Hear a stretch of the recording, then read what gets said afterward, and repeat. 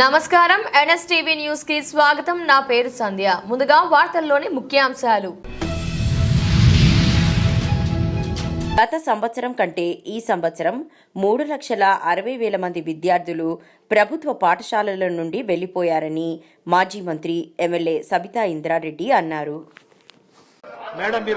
అధ్యక్ష, నేను మాట్లాడడంలో పొరపాటేం మాట్లాడలేదు అధ్యక్ష. గౌరవ మంత్రి గారు చెప్పిన దాంట్లో అధ్యక్ష, గౌరవ మంత్రి గారు చెప్పిన దాంట్లో కొన్ని స్కూల్ ఓపెన్ చేసినామన్నారు అధ్యక్ష. కానీ 6,000 స్కూల్ క్లోజ్ అయినాయి అన్నారు అధ్యక్ష అప్పుడు. బట్ ఈ సంవత్సరం 1913 స్కూళ్ళు క్లోజ్ అయినాయని చెప్తున్నాను. 273 స్కూల్ అసలు ఊళ్ళల్లో స్కూల్లే లేవని చెప్తున్నాను. మరి మీరు బాగా చిత్తశుద్ధితో పనిచేస్తూ ఉంటే, బాగా టీచర్స్ని అపాయింట్ చేసి, మీరు బాగా ఇంట్రెస్ట్ పెట్టి నమ్మకం కలిగిస్తే 3,60,000 మంది పిల్లలు ఎందుకు వెళ్ళిపోయారు అధ్యక్ష? ఎందుకు తగ్గారు అధ్యక్ష? ఎందుకంటే ఇది నేను చెప్పిన రిపోర్ట్ కాదు అధ్యక్ష. మీరు ఇచ్చిన సోషియో ఎకనామిక్ సర్వే ఏదైతే చేస్తున్నారో పోయిన సంవత్సరంది ఈ సంవత్సరంది అధ్యక్ష. పోయిన సంవత్సరంలో గవర్నమెంట్ స్కూల్స్లలో 23 లక్షలు ఉంది అధ్యక్ష. ఈసారి మీరు ఇచ్చిన రిపోర్ట్లు అధ్యక్ష 19 లక్షలు అధ్యక్ష.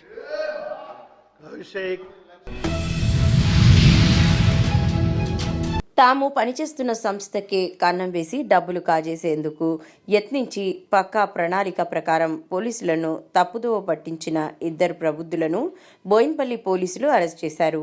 నిందితుల నుండి 5 లక్షల రూపాయల నగదును పోలీసులు స్వాధీనం చేసుకున్నట్లు బేగంపేట్ ఏసీపీ గోపాలకృష్ణమూర్తి తెలిపారు.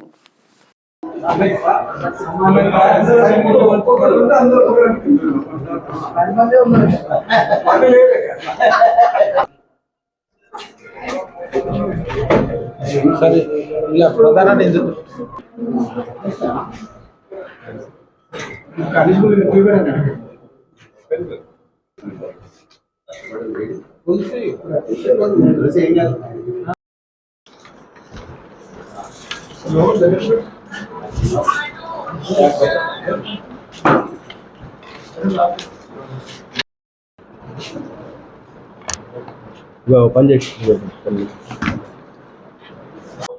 చేసినట్లు అతను కన్ఫెస్ చేయడం జరిగింది. మార్చి 1వ తారీఖు నాడు ఈ న్యూ బోయినపల్లిలో సునయన టవర్స్లో అపార్ట్మెంట్లో ఈ సల్లు శ్రీనివాస్ అనే అతను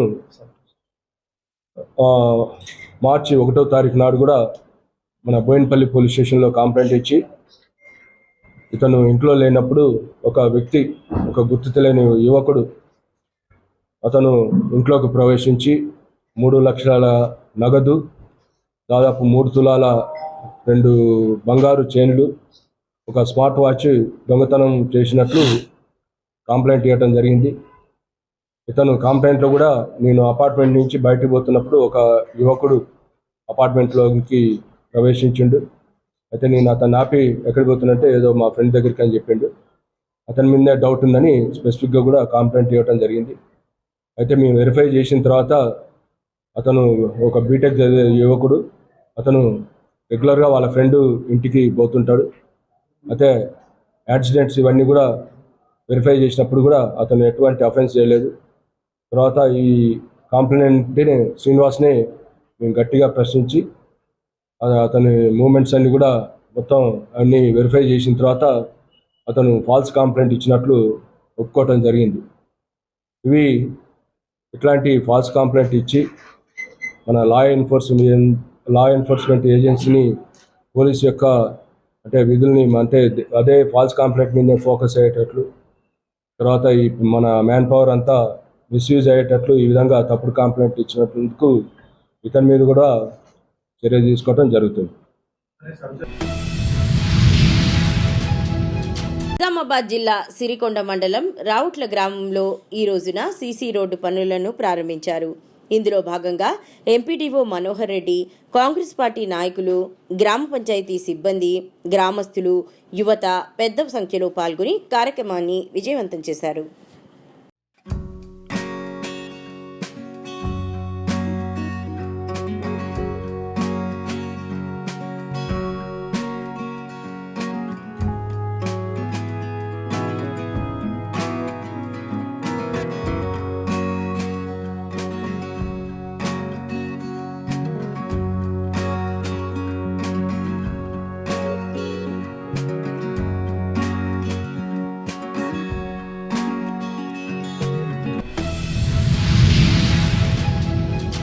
కాకినాడ జిల్లా ప్రతిపాడులో బీసీ బాలికల వసతి గృహం నందు న్యాయ అవగాహన సదస్సు నిర్వహించారు. ముఖ్య అతిథిగా ప్రతిపాడు కోర్ట్ ఇన్ఛార్జ్ మండల లీగల్ సర్వీసెస్ కమిటీ చైర్మన్ లీలా శ్యామ్ సుందరి హాజరై స్టాక్ రూమ్ను, వంటశాలను తనిఖీ చేశారు. ఈ సందర్భంగా ఆమె మాట్లాడుతూ బాలికలు ఎదుర్కొంటున్న సమస్యలు, వారికి చట్ట ప్రకారం రాజ్యాంగం కల్పించిన హక్కులు, ఈ సమాజాన్ని ఉన్నతమైన సమాజంగా తీర్చిదిద్దేందుకు వారు చేయాల్సిన విధానాలు తెలియజేశారు. అడ్వకేట్ అవసరాల దేవి మాట్లాడుతూ 18 సంవత్సరాల లోపు పిల్లలపై లైంగిక దాడులకు పాల్పడుతున్న వారిపై ఫోక్స్ చట్టం కింద రక్షణ కల్పించడం ముఖ్య ఉద్దేశం అన్నారు. గుడ్ టచ్, బ్యాడ్ టచ్ అనే దానిపై వివరణ ఇచ్చారు. బాలికలపై అసభ్యకరంగా ప్రవర్తించిన, శరీర భాగాలపై తాకిన ఫోక్స్ చట్టం వర్తిస్తుందని ఆమె వివరణ ఇచ్చారు. ఫోక్స్ చట్టం బాలికలకు ఇరువురికి వర్తిస్తుందని తెలియజేశారు. ఫోక్స్ చట్టం ద్వారా కఠినమైన శిక్షలు ఉన్నాయని తెలియజేశారు. ఈ కార్యక్రమంలో ఐలాజ్ రాష్ట్ర ప్రధాన కార్యదర్శి బుగతా శివనారాయణ, ప్రతిపాడు బార్ అసోసియేషన్ అధ్యక్షులు Rajala Chittibabu, secretary Madhubabu, panel advocate మరియు ప్రతిపాడు బార్ అసోసియేషన్ న్యాయవాదులు, para legal volunteers, hostel warden మరియు తదితరులు పాల్గొన్నారు. ఇటువంటి జరిగినప్పుడు మీరు బయటకి ఆ ఇన్ఫర్మేషన్ అనేది చెప్పాలి. ఇది మీరు తెలుసుకోవాల్సిన విషయం. కొన్ని సంవత్సరాలు ఇప్పుడు ఈ చట్టం 2012లో తీసుకొచ్చారు. అయినా కూడా ఈ చట్టంలో చెప్పబడిన నేరాలు ఇంకా జరుగుతూనే ఉన్నాయి, పెరుగుతూనే ఉన్నాయి, కేసులు కోర్టులో ఫైల్ అవుతూనే ఉన్నాయి. కాబట్టి వీటిని ఈ నేరాలను ఎలా ఆపాలి అని ఆలోచించి మన ఆనరబుల్ సుప్రీంకోర్టు వారు, హైకోర్టు వారు ఇలా అవగాహన సదస్సులు నిర్వహించమని చెప్పి ఆదేశాలు ఇచ్చారు. కాబట్టి ఎందుకు ఈ చట్టం గురించి తెలిస్తే దాంట్లో ఉన్న కఠినమైన శిక్షల గురించి కనుక అందరికీ అవగాహన కల్పిస్తే వాళ్ళు భయపడి ఇటువంటి నేరానికి పాల్పడరు. అదే కాకుండా ఇలా విక్టిమ్స్ ఎవరైతే ఉన్నారో వాళ్ళకు కూడా ఈ చట్టంలో ఉండే ప్రావిజన్స్ని చెప్పి వాళ్ళకి ధైర్యాన్ని ఇచ్చి, వాళ్ళకి ఇన్స్టిట్యూషన్ ఉంది వాళ్ళని ప్రొటెక్ట్ చేయడానికి ఈ చట్టం వచ్చింది అని చెప్పి వాళ్ళకి అవగాహన కల్పించడానికి ఈ సదస్సులు ఇలా మీటింగ్స్ అవి కండక్ట్ చేయడం జరుగుతుంది. సో ఇది మనం ఇంకా ఈ రోజుల్లో పేపర్లో చూస్తూనే ఉన్నాం. పిల్లల మీద దాడులు ఎవరు చేస్తున్నారంటే వాళ్ళ ఇంట్లో వాళ్ళే, వాళ్ళ నమ్మకస్తులైన వాళ్ళ దగ్గర చుట్టాలు కానీ, లేకపోతే వాళ్ళు వెళ్ళే స్కూల్కి వెళ్ళి స్కూల్ కానీ హాస్టల్లో కానీ ఉంటే ఆ హాస్టల్ సిబ్బంది లేకపోతే స్కూల్ సిబ్బంది ఎవరైనా కావచ్చు, వాళ్ళని ఎవరైతే పిల్లల్ని ఇబ్బంది పెట్టే వాళ్ళు ఉన్నారో అటువంటి వాళ్ళు ఎవరైతే పిల్లల నమ్మకాన్ని యూజ్ చేసుకొని వాళ్ళ మీద నేరాలకు పాల్పడుతున్నారో వాళ్ళకి ఇంకా కఠినమైన శిక్షలు ఈ చట్టంలో చెప్పబడింది. తిరుపతి జిల్లా శ్రీకాళహస్తి పట్టణంలోని ప్రముఖ పుణ్యక్షేత్రమైన శ్రీ జ్ఞాన ప్రసూనాంబ సమేత శ్రీకాళహస్తీశ్వర స్వామివారి దేవస్థానంలో ఈరోజు హుండీ కౌంటింగ్ కార్యక్రమం నిర్వహించారు. ఈ కార్యక్రమంలో దేవస్థానం డిప్యూటీ ఈవో ఎన్ఆర్ కృష్ణారెడ్డి మరియు దేవస్థానం అధికారులు, సిబ్బంది పాల్గొన్నారు.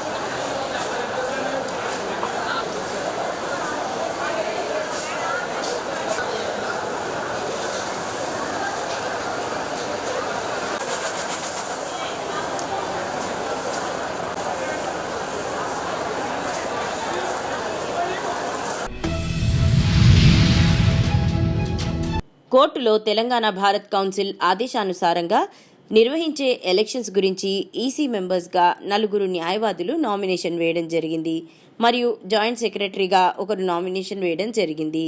ఈరోజు అనగా 26 మార్చి 2025 ఉదయం నుండి సాయంత్రం 4 గంటల వరకు నామినేషన్ ప్రొసీజర్ ముగియనుంది. 27 మార్చి నాడు స్క్రూటినీ జరుగుతుందని, మార్చి 28న ఫైనల్ లిస్ట్ పెట్టడం జరుగుతుందని తెలియజేశారు. తెలంగాణ బార్ కౌన్సిల్ యొక్క ఆదేశానుసారం నిర్వహించే బార్ అసోసియేషన్ బోధన యొక్క 2025-26కు సంబంధించినటువంటి ఎలక్షన్ గురించి మరి నామినేషన్ పర్వం మొదలైనందున ఈ రోజున ఈసీ మెంబర్లుగా 4 న్యాయవాదులు నామినేషన్ వేయడం జరిగింది. మరియు జాయింట్ సెక్రటరీ పోస్ట్కి 1 నామినేషన్ వేయడం జరిగింది. మిగతా నామినేషన్లన్నీ కూడా రేపు అనగా 26/3/2025 రోజున సాయంత్రము 4 గంటల వరకు నామినేషన్ యొక్క ప్రొసీజర్ ముగుస్తూ ఉంది. 27 నాడు స్క్రూటినీ జరుగుతుంది. 28/3/2025న ఫైనల్ లిస్టు పెట్టడం జరుగుతూ ఉంది. బార్ అసోసియేషన్ యొక్క ఎలక్షన్ 4/4/2025 రోజున ఉదయం 10 గంటల నుంచి సాయంత్రం 4:30 గంటల వరకు జరుగుతుంది.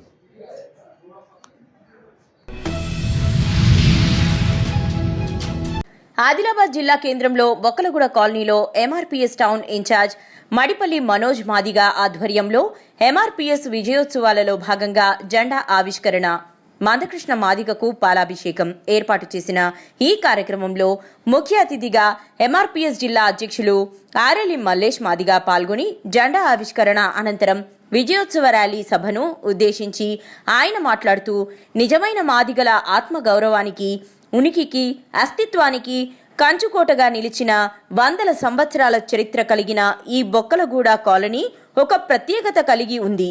ఎస్సీ వర్గీకరణ విజయోత్సవాలు కనుల పండుగగా ఏర్పాట్లు చేశారు అన్నారు. గౌరవనీయులు మన జాతి కోసం 30 ఏళ్ళు పోరాటం చేసినటువంటి మహనీయులు అభినవ అంబేద్కర్ మందకృష్ణ మాదిగ గారు ఇక్కడికి రావడము, ఈ యొక్క మైసవ తల్లికి కొబ్బరికాయ కొట్టి ఈమె ఆశీర్వాదం తీసుకొని ఢిల్లీ కేంద్రంగా మన జాతిని యుద్ధంలోకి వెళ్ళి గెలిపించి మన హక్కుల కోసం పోరాడితే సుప్రీంకోర్టులో తీర్పు రావడానికి ముందుగా ఈ ఆదిలాబాద్ నుంచి రథయాత్ర ప్రారంభించినప్పుడు ఈ మైసవ తల్లికి మొక్కారు కాబట్టి ఈ శక్తి చాలా గొప్పగా ఉన్నది కాబట్టి ఆమె ఆశీర్వాదం మనందరికీ ఉంది కాబట్టి జాతి అంతా కూడా విజయం సాధించినటువంటి ఈ పరిస్థితుల్లో మన ఆత్మగౌరవ జెండా ఇక్కడ మనకు ఏదైతే జెండా ఆవిష్కరణ ఉన్నది కాబట్టి ఈ గల్లీలో ఎవరు కూడా ఉండకుండా అందరం ఒక పండగ వాతావరణంలో, ఇది రాజకీయ పార్టీ కాదు, ఏ ఇతర సంఘాలు కాదు, మన మాదిగల ఉనికిని అస్తిత్వాన్ని కాపాడుతూ మన జాతి సమస్త జాతీయ కేంద్రంలో ఎంఆర్పిఎస్ టౌన్ ఇన్ఛార్జీలు మడిపల్లి మనోజ్ మాదిగా మరియు బసుల వీర మాదిగా మరియు ఎంఆర్పిఎస్ ఈ కాలనీ పెద్దల సమక్షంలో ఈ యొక్క ఎంఆర్పిఎస్ జెండా ఆవిష్కరణతో పాటు ఎంఆర్పిఎస్ విజయోత్సవాల్లో భాగంగా 3 దశాబ్దాల పోరాటం, షెడ్యూల్ కులాల రిజర్వేషన్ల వర్గీకరణ కోసం జరిగినటువంటి ఈ తెలుగు నేల మీద పోరాటం, ఈ దేశ అత్యున్నత న్యాయస్థానం సుప్రీంకోర్టుకి అనుగుణంగా రాష్ట్ర ప్రభుత్వాలు అమలు చేసిన దానికి హర్షిస్తూ గౌరవనీయులు జాతి అధినేత సామాజిక ఉద్యమాలకు నిలయంగా అన్ని వర్గాల సమస్త సమాజానికి మేలు చేసే కార్యక్రమాలు చేసినటువంటి అభినవ అంబేద్కర్ మందకృష్ణ మాదిగ గారికి పాలాభిషేకం చేసుకుంటూ గాడ్ ఆఫ్ క్రికెట్ అని చెప్పుకునే Sachin Tendulkar god of devil అయ్యాడని కేఏ పాల్ సంచలన ఆరోపణలు చేశారు. ఈ బెట్టింగ్ యాప్స్ వల్ల ఒక్క తెలంగాణలోనే 978 మంది యువత ఆత్మహత్య చేసుకున్నారని, బెట్టింగ్ యాప్స్ వల్ల అంబానీ లాంటి వాళ్ళు కోట్లు సంపాదిస్తున్నారని, 25 మంది సెలబ్రిటీలపై కేసు నమోదు చేసినందుకు మియాపూర్ పోలీసులకు ధన్యవాదాలు తెలియజేశారు. అల్లు అర్జున్ను అరెస్టు చేసి 24 గంటల్లో వదిలేసినట్లు వీళ్లను వదలొద్దని అన్నారు. Why I filed this bill? Because in Telangana state alone, 978 young people in the past 1 year committed suicide. Number 4, who caused this suicide? Families like Ambani's son is gaining thousands of crores, almost $1 billion per year through these illegal loophole apps. Number 6, shame on Sachin Tendulkar, who calls himself as the god of the cricket, but he became the god of the devil, and including Shah Rukh Khan, and all other South Indian actors. I don't know all of their names, like Balakrishna and Dana Raghupati something, Manchu Lakshmi. And I thank the police Miapur of Telangana for filing a courageous FIR against these 25 actors.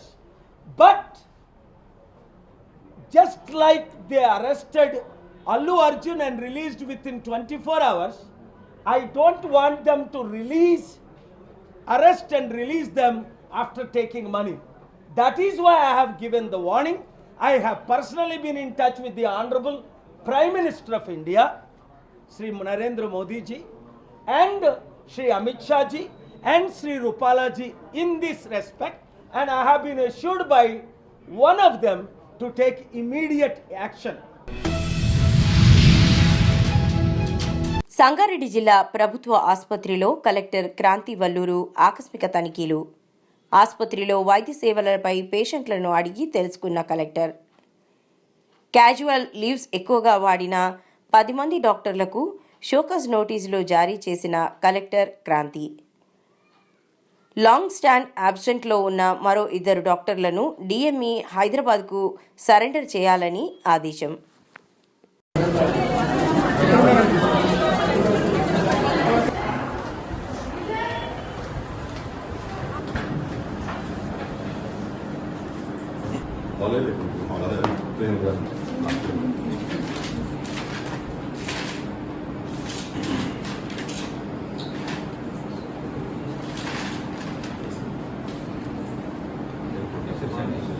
ఎన్ని రోజులు absent ఒక doctor అనేది మనకు తెలుస్తుంది.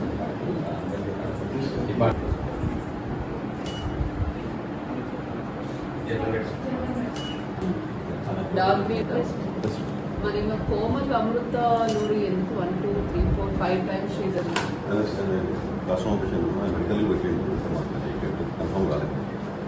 మళ్ళీ ఈరోజు కూడా అంత ఇయ్యంలో ఎన్ని సీఎల్స్ ఉంటాయి వీళ్ళకు? అనాథరైజ్డ్ అబ్సెన్స్ అవుతుంది కదా అది. ఇట్లాంటివి 20 CLs అంటే 2 CLs ఎక్స్ట్రా తీసుకోండి.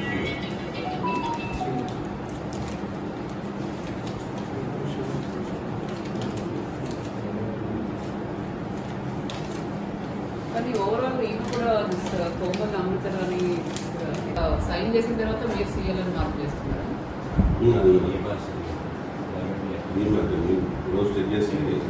మరి ఎట్లా సైన్ చేసినారు? రాకుండానే సైన్ చేసినారు, మళ్ళీ మీరు దాని మీద CL అని రాస్తున్నారు. ఇక్కడ కూడా చూడండి, ప్రతిసారి వీళ్ళు ముందే సిగ్నేచర్ పెట్టిపోతున్నారు. అదే అవుతున్నట్టు. ఎవరి కంట్రోల్లో ఉంది రిజిస్టర్? ఇక్కడ 3 times జరిగింది ఇదే మంత్లో. దే సైన్డ్ అండ్ మీరు క్రాస్ చెక్ చేసి CL రాస్తున్నారు. దీనికి కూడా షోకాస్ నుండి CL కోమల్ 2 to 4 మరి మీరు సర్ప్రైజ్ చెక్ చేసుకునే యాక్షన్ మీరు తీసుకోవాలి కదా. మీరు ఇరైజ్ చెక్స్ అన్నా చేసి మరి వీళ్ళు ప్రజెంట్ ఉంటున్నారా లేదా లేని వాళ్ళకి మీద యాక్షన్ తీసుకోవాలి. నిన్న ముస్లాం కేసు ఏంటండి బయట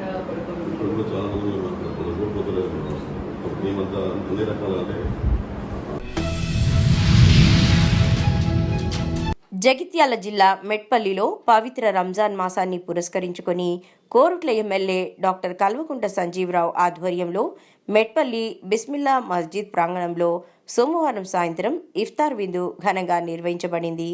ఈ సందర్భంగా ఎమ్మెల్యే సంజీవరావు మాట్లాడుతూ రంజాన్ అనేది పవిత్రత, త్యాగం, సమానత్వానికి ప్రతీక.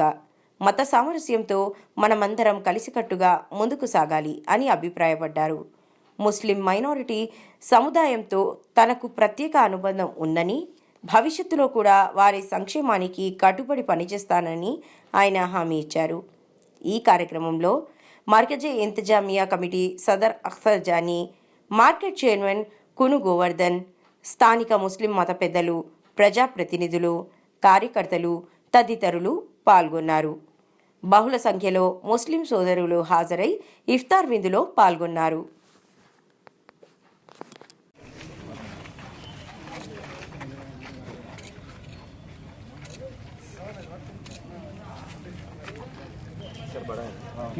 बड़ा चाहिए जिया जिया वो ला लो वो कवर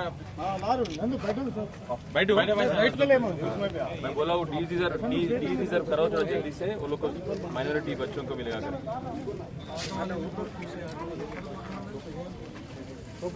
ऑटो वाले के बारे में थैंक यू घर को है थे मैं हाँ पहचानिए तबियत कैसे अभी आपका? थैंक यू शुक्रिया थैंक यू